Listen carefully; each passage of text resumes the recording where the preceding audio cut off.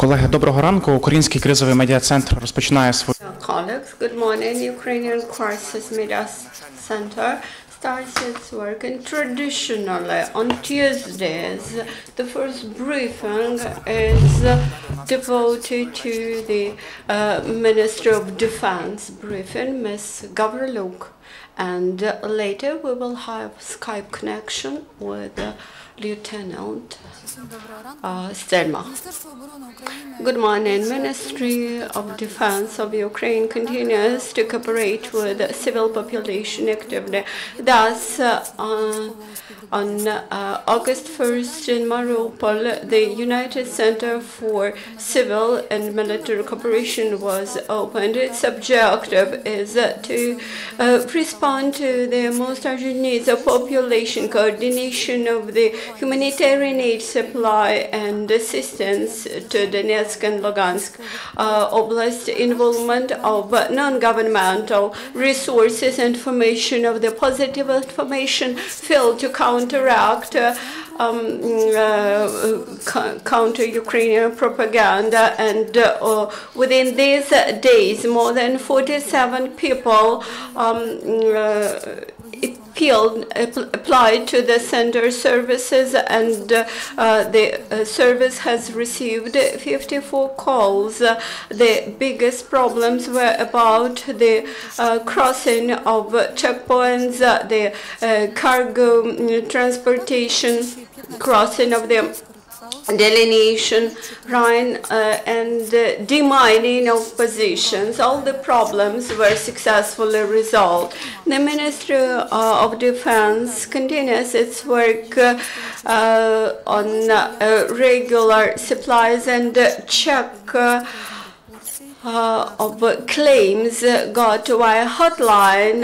The biggest claims were about material supplies, food stuff, specifically the poor sanitary and quality norms for foodstuff cooking. All the claims were checked, and all the problems were resolved.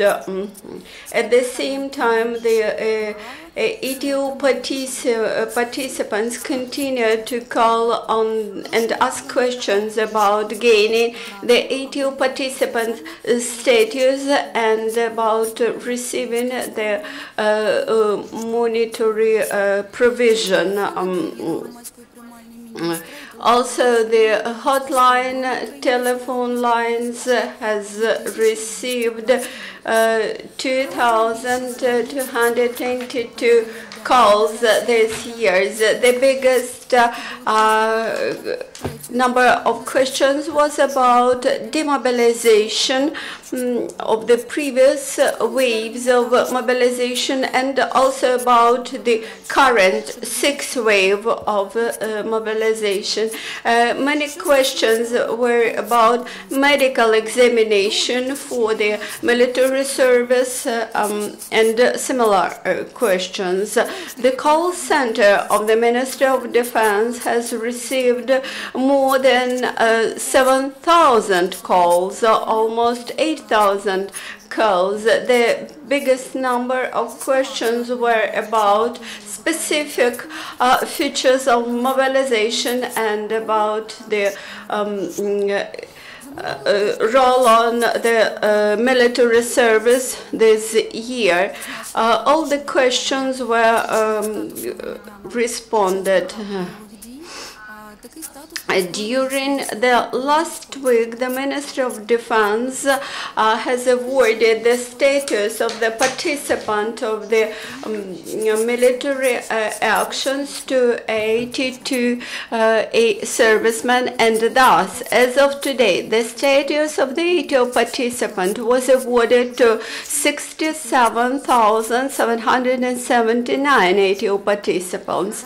The families of those who were killed during the ATO was paid to approximately 487 in the amount of 487 million hryvnia. and some 116 million hryvnia were paid to those who were wounded and disabled.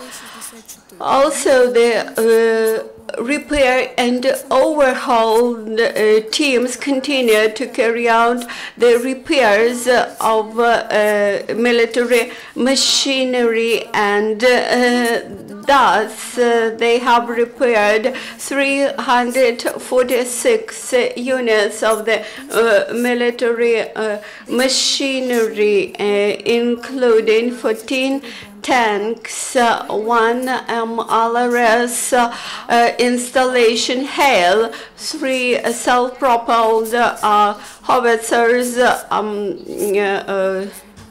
2 howitzers, D-20, anti-tank guns, 7 anti-tank launchers, Metis and Fagot, and also the armored vehicles for infantry and reconnaissance units were carried out, and thus the total amount of repaired machinery now amounts to 28.5. Ukraine is visited currently by the delegation of the Ministry of Defense of the United Kingdom, chaired by General Michael Wildam. They will visit the training field in Zhytomyrskyna and will inspect the trainings provided for Ukrainian servicemen by the British trainers. And now my colleague Anatoliy Stelmakh will tell you about the current situation in the ATO area. Good morning, Anatoly.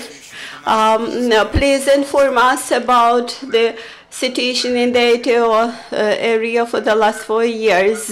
In the period between 7 and 10th August, the situation remained complicated. Russian terrorist troops actually increased the shelling of our positions on daily basis, which was prohibited by Minsk agreements. They used the artillery of 122, 152 millimeters and started to use the hail installations.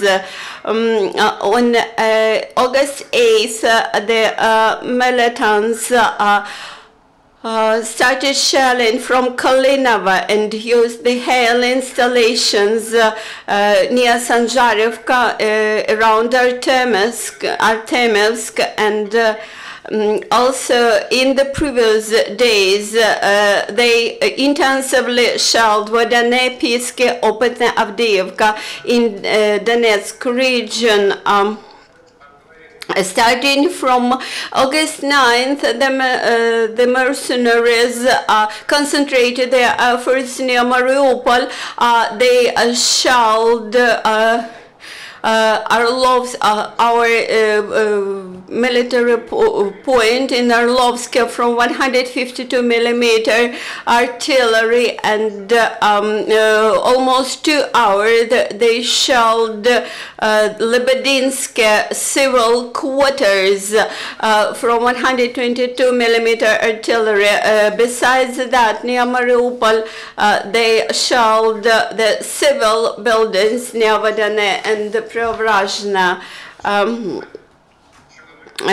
Also, the situation was rather complicated near Artemivsk.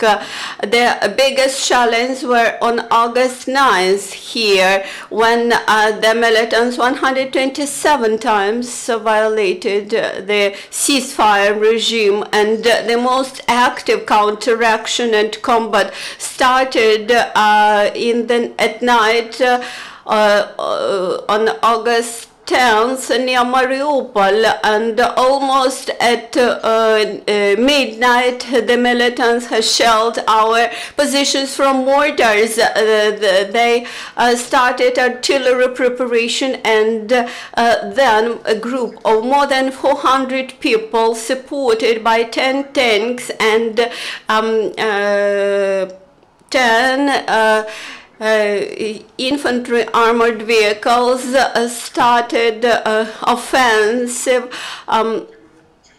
near Starognativka. The Ministry of Defense and the chief commander of the military forces of Ukraine immediately reported to the president, and they informed the OC monitoring mission and representatives, and upon these activities the decision was made to bring Ukrainian artillery to the designed position and to bring reserves to the front line. And around 5 a.m.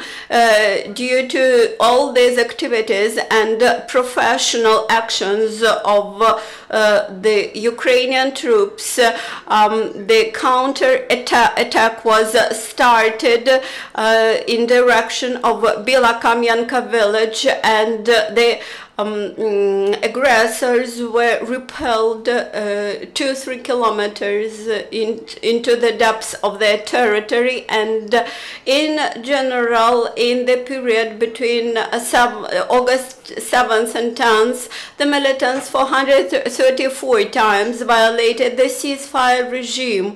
Also, we should add that the activization of the militants' activities is connected by our special services with the activities of one of the Russian generals, who Alexander Lintsov.